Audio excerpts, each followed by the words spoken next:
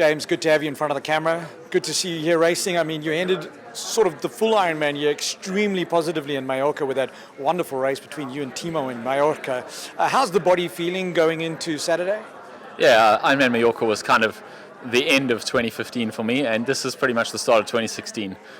Did challenge Phuket last week as a first warm-up, and then this is the first real race of 2016. Get some points for Kona next year, get some points for 70.3 Worlds potentially, and yeah, have a race here where we can support our sponsors who have supported us so much this year.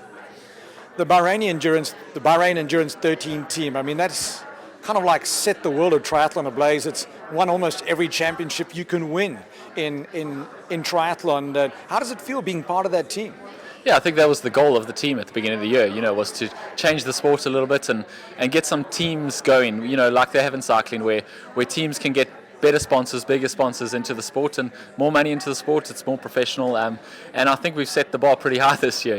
Hopefully next year it's going to spawn a few more teams to join and get bigger. I think it's really good for the sport. They've done a lot for the sport, and hopefully we can carry it on next year.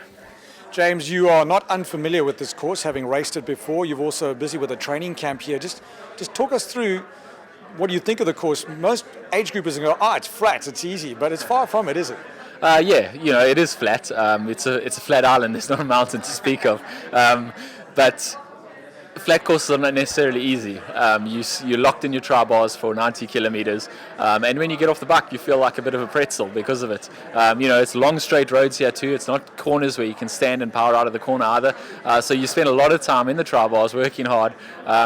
Hopefully on race day we'll have a bit of a tailwind for some of the bike. That might help, but that also just makes the speeds that much higher, and you push that much harder to keep your speed up. So I don't think it's easy by any stretch of the imagination. The only real hills though are on the actual Formula One course. The Formula One cars make it look really flat, but it's not as flat as you would think. But yeah, other than that, it's a flat course. It's a fast course. It's going to be some fast racing. In the team, you've got a young lady who potentially is going to win the biggest prize purse in long course racing, Daniela Rief. The whole team behind her? Yeah, it's a pretty exciting thing for the sport, having a prize purse like that. And it's pretty exciting to be part of the team where potentially she could be winning it from.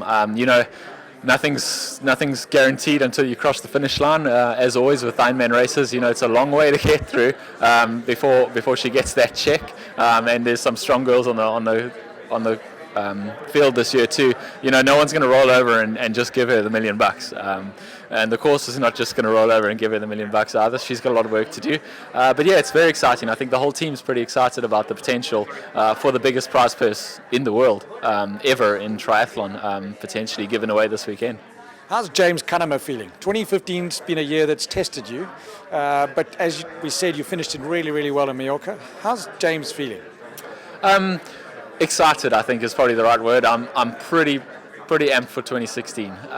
Some things went sideways in 2015, as happens, but a lot of lessons learned, and I think a lot of strength taken into 2016. I'm very motivated, and that's always a good place to be. But I also feel like I've figured out a few things that I needed to figure out to get to the top level, to improve on some of the results I've had in the past, and that's what I'm looking to do.